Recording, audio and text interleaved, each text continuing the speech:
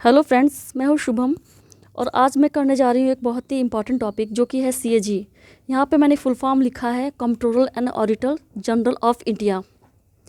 कौन होते हैं सीएजी, क्या होते हैं इनके काम, कौन करता है इनके अपॉइंटमेंट, सब कुछ आज हम यहाँ पे जानेंगे। देखिए, सीएजी हैं एजेंट ऑफ पार्लियामेंट और वो रिस्पॉन्सिबल भी है पार्लियामेंट को ही। और सीएजी देखिए, जिस टैक्सेस के थ्रू जो पैसा आ रहा है गवर्नमेंट को और भी बहुत से रिसोर्सेज जिनके थ्रू है गवर्नमेंट को पैसा आ रहा है, तो हमारे जो जनता का पैसा है, पब्लिक मनी है, उसका यूज़ सही से हो रहा है कि नहीं। एक मोटा मोटा मैं बता रही हूँ कि उसका यूज़ जो है वो सही तरीके से हो रहा है कि नहीं, इसके वॉच डॉग होते हैं सीएजी। लिखा है ना, watch dog of public finance. काम तो बहुत बड़े बड़े हैं इनके, लेकिन मैं आप बहुत मोटा मोटा है ताकि जो इस सब्जेक्ट का स्टूडेंट ना हो उसको भी ये चीज़ समझ में आ जाए। एजेंट मैंने बता दिया, पार्लियामेंट के ही एजेंट होते हैं, तो रिस्पॉन्सिबल भी सीएजी जो होते हैं वो पार्लियामेंट के लिए ही होते हैं। आगे देख लेते हैं टेन्योर। सीएजी का टेन्योर कितना होता है? 6 साल या अप टू 65 ईयर्स, इन दोनों में जो भी ज़्यादा हो, मतलब कि ये इनका इतना टेन्योर होता है। आगे हम देखें कि अपॉइंटमेंट कौन करता है सीएजी की। सीएजी की अपॉइंटमेंट जो करते हैं वो है हमारे ऑनरेबल प्रेसिडेंट। इन्होंने अपॉइंटमेंट किया। रिमूवल कौन करता है? और हाँ, आर्टिकल 148 के हमारे कॉन्स्टिट्यूशन में सीएजी के बारे में बताया गया है। आर्टिकल 148, बी आर अम्बेडकर ने कहा, said that the CAG shall be the most important officer under the constitution of India. इससे हमें दो चीज़ें पता चलती हैं। इम्पॉर्टेंस, कितनी ज़्यादा इम्पॉर्टेंस है कि जो संविधान कॉन्स्टिट्यूशन का जिन्होंने की ड्राफ्टिंग जिसने की है, वो खुद कहते हैं most important officer under the constitution of India. ठीक है। और एक चीज़ इसके थ्रू हमें ये पता चलती है, जब बी आर अम्बेडकर जी ने कही है, इसका मतलब है जब कॉन्स्टिट्यूशन बनना था तभी है ना, तभी कहा था। इसका मतलब ये कॉन्स्टिट्यूशनल बॉडी है। सीएजी जो है ये कॉन्स्टिट्यूशनल बॉडी है, स्टेचुरी बॉडी नहीं है। अब मैं आपको बताती हूँ कॉन्स्टिट्यूशनल बॉडी और स्टेचुरी बॉडी में फ़र्क। कॉन्स्टिट्यूशनल बॉडी वो होती है जब हमारा संविधान बन रहा था उसी टाइम से ये हैं, वो बॉडी उसी टाइम बनाई गई थी। स्टेचुरी बॉडी ये है कि पार्लियामेंट कोई एक्ट को पास करती है तो कोई बॉडी बना ली जाती है, जैसे कि आपकी ह्यूमन राइट कमीशंस हो गया, नेशनल कमीशन फॉर वुमेंस हो गया, ये सब जो है ना, ये सब बाद में आई, ये सब बाद में। ओरिजिनल कॉन्स्टिट्यूशन में ये नहीं थी। और अगर आप कॉन्स्टिट्यूशनल बॉडीज़ में देख लीजिए तो हमारा फाइनेंस कमीशन है, यूपीएससी है, यूनियन पब्लिक सर्विस कमीशन है, इलेक्शन कमीशन है, ये सब ना, और भी बहुत से हैं जो मुझे अभी ज़बान पे आ रहे हैं, मैं वो आपको बता रही हूँ। ये सब कॉन्स्टिट्यूशनल बॉडी हैं, संविधान बनने के समय ही बन गई थी। आगे चलते हैं, रिमूवल कैसे होता है सीएजी का। सीएजी का रिमूवल हमारे ऑनरेबल प्रेसिडेंट करते हैं। मैंने लिखा है on the same manner as जज of Supreme Court, honourable Supreme court.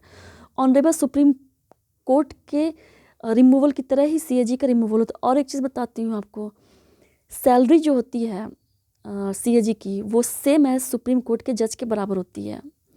अब मैंने जब बताया है सुप्रीम कोर्ट के जज की तरह ही होता है रिमूवल, तो इसमें दो चीज़ें, अगर आप स्टूडेंट हैं पॉलिटी के कॉन्स्टिट्यूशन के तो आपको पता होगा, तो दो चीज़ें आएंगे ही। यहाँ पे मैंने वो लिखा नहीं, रेजोल्यूशन पास, ये नहीं, बता देती हूँ आपको। पहले रेजोल्यूशन पास होगा बोथ हाउस ऑफ पार्लियामेंट में, लोअर हाउस में, अपर हाउस में, लोकसभा में भी होगा और राज्यसभा में भी। ये रेजोल्यूशन पास होगा स्पेशल मेजॉरिटी के थ्रू। अब आप जानना चाहेंगे स्पेशल मेजॉरिटी क्या होता है और भी यहाँ पे फंड्स क्या है, इसके बारे में ये सीरीज़ में अगर आपको अच्छी लगेगी तो मैं आगे बनाऊँगी और ये मैंने से डिटेल्स आपको बताऊँगी। बोथ हाउस ऑफ पार्लियामेंट में से रेजोल्यूशन पास करके स्पेशल मेजॉरिटी से पास होना चाहिए, या फिर ऐसा भी हो सकता है on the ground of proved misbehaviour हो जाए, उनको प्रूव हो जाए, प्रूवन मिसबिहेवियर या इनकैपेसिटी कि वो उसके कैपेबल नहीं है, ये प्रूव हो जाए, है ना। हमने इतनी चीज़ें कर ली। अब मैं आपको बताती हूँ सबसे धमाकेदार बात, सीएजी का ऐसा कौन सा फंक्शन होता है या फिर ऐसी कौन सी उनकी फंक्शन होता है, पावर होती है जो उनको इतना ज़्यादा पावरफुल बनाती है। देखिए, ऑडिट तो वो करते हैं, रिपोर्ट अपनी देंगे ही, लेकिन एक होती है प्रोप्राइटी ऑडिट, है ना। अगर आपको इस सब्जेक्ट के बारे में बहुत जानना है, इंटरेस्ट है, तो आप लक्ष्मीकांत की पॉलिटी राजव्यवस्था हिंदी में कहते हैं, वो बुक भी परचेज कर सकते हैं। प्रोप्राइटी ऑडिट ये इनका एक डिस्क्रिशनरी है पावर। डिस्क्रिशनरी हिंदी में कहते हैं स्वविवेक। हाँ, डिस्क्रिशनरी है, स्वविवेक कहते हैं कि ये ज़रूरी नहीं है। देखिए, जो हमारे सीएजी होते हैं वो लीगली और रेगुलरली जो ना वो लायबल होते हैं कि उस काम को वो करें, मतलब मैंडेटरी होता है कि वो करेंगे, लीगली है कि वो ऐसा करेंगे। लेकिन ये जो इनका प्रोप्राइटी ऑडिट होता है ना, ये इनका डिस्क्रिशनरी पावर, स्वविवेक, अगर वो चाहें तो करें, वो ना चाहें तो क्या करें। अब इसमें वो क्या होता है, ये है क्या भला, ये प्रोप्राइटी ऑडिट। इसमें ये होता है कि कोई भी खर्चा उन्होंने देखा है, कोई भी एक्सपेंडिचर देखा या फिर कुछ भी ऐसी देखा उन्होंने, तो वो देखेंगे कि वो जो खर्चे हुए हैं या फिर जो भी विड्रॉल हुआ है, विस्डम, फेथफुलनेस देखेंगे उसकी, कि फेथफुलनेस और इकोनॉमी, कि वो सही हुआ है कि नहीं हुआ है। ऐसा तो नहीं है कि पब्लिक का पैसा है और गलत तरीके से यूज़ किया गया है, मनी विड्रॉ की गई है ना। कम, कैन, टेक इनटू, इसमें तीनों में can comment on wastefulness of expenditure, एक वर्ड मैंने यहाँ नहीं लिखा है ना। और गवर्नमेंट एक्सपेंड की सरकार ने कहीं ऐसा तो नहीं किया है कि दुरुपयोग किया, जिसको हिंदी में बोलें कि दुरुपयोग कर दिया पैसे का, जनता के पैसे का, जो भी टैक्सेस के थ्रू या ऑल भी रिसोर्सेज के थ्रू आया है तो वो जनता का ही पैसा। गवर्नमेंट का अपना पैसा कहाँ से लाती है, स्कीम्स के थ्रू लाती है, या फिर और भी बहुत सी चीज़ें हैं। मतलब कुल मिला बहुत सी, ये बहुत 360 डिग्री अप्रोच है, बहुत सी चीज़ें इसमें आ जाएंगी। मैं आपको ज़्यादा पजल नहीं करना चाहती हूँ, तो बहुत लेमन लैंग्वेज में यहाँ बता रही हूँ आपको। हम देखते हैं, ये तो आपको बता दिया, अब फंक्शन देख लेते हैं।